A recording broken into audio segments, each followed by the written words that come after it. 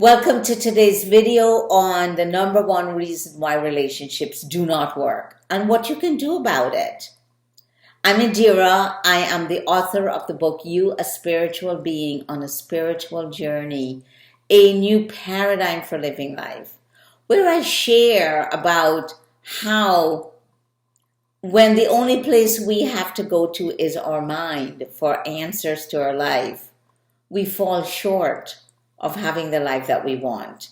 And so I introduce you to this other part of you called yourself and how you can live from yourself and have the answers to the life that you always wanted. And that's what we're going to be talking about in today's video. The number one reasons why relationships do not work and what you could do about it. So let's get right into this. So have you noticed that relationships is a very the number one topic that we're always talking about?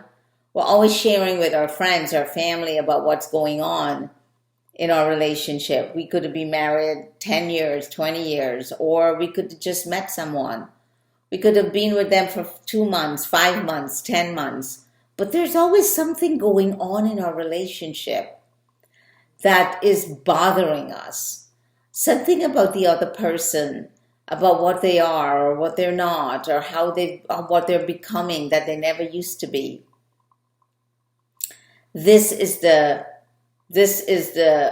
world that consumes us as human beings when we bring our attention to it.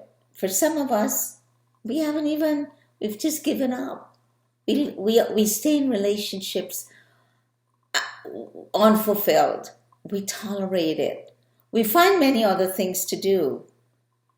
Like we find a hobby and we just throw ourselves into that. Or we take up our time doing other stuff. We look at a lot of movies. I don't know. But there's a lot to keep us busy when the mind doesn't want us to pay attention to what we're really feeling in our relationships. And so what is the number one reason why our relationships don't work? Well, because from the mind, whatever is not okay in our relationship is always the other person.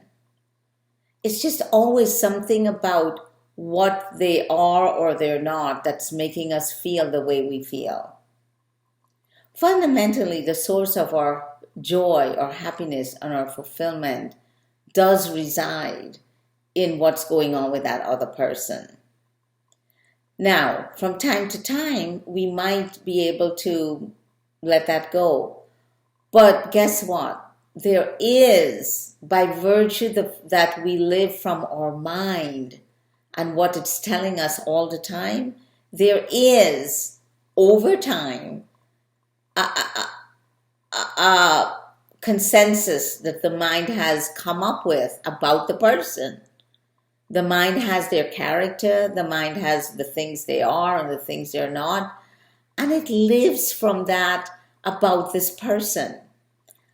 And it minimizes the experience of joy and fulfillment we experience because the background of how we now are in our relationship is shaped by all these assessments and conclusions the mind has made about the person. So all of this points to that from the mind, it is the other person. And you might be thinking, I get it, Indira, but I don't think like that. You can't help yourself but think like that because that's the way the mind works. So there is that whatever the other person is or isn't has an impact on you. And for the mind, that's why your relationships feel the way it feels. Do you remember when you first met someone and it was like you were floating on a cloud? Well, the mind didn't have a lot of room to already assess and come up with conclusions and truths about the person. So there was always this, I'm floating on a cloud, this person is perfect. And then over the years, it just gets more and more like intense, right? Because now you're being with them the way that they are. And you even talk to people about how they are. I've done that many years with my husband. And I'm the one who wrote a book on this new paradigm of self, which, by the way, doesn't have any of that in it, but that's another story. So listen, what can you do about this? Well, the first thing you can do about it is start to get related to and take on very profoundly that it's not them. Now, I want you to know that's very difficult to do when for the mind it is them. But here are some things I want you to understand out of this video. Is that for a human being, that to think that it's not the other person is impossible. Yeah, impossible. I said that. It's really impossible. So you might want to write down, what is all of the things that your mind has said about your partner? Yeah, make a list of it. Bottomless list. Take 2-3 pages. Yeah, you have that much stuff in your mind going on about the person you're in a relationship with.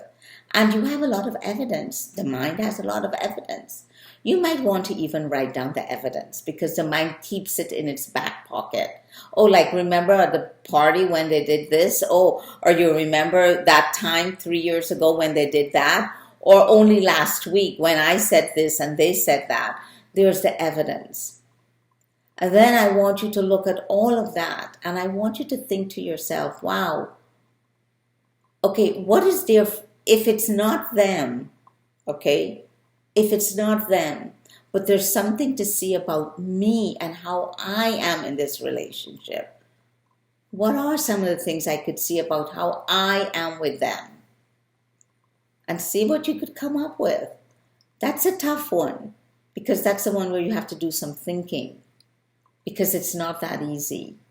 Because for the mind, it's not you, it's them. So guys, that is what is my number one tip about why relationships don't work and what you could do about it. And here's the thing. If you're interested at all in some of the work that I do about really seeing the mind and how it's designed to keep you from having the life you want, check out my website and check out my membership because that is where I show you how to do this and how to shift that area of your life. So that's it for this video. Thank you so much for listening. Listen, like my channel and comment. Tell me, what did you get out of this video and what did you hear for yourself? Any questions you want to ask me, and I will respond back. All right, guys, take care. Talk to you soon. Bye.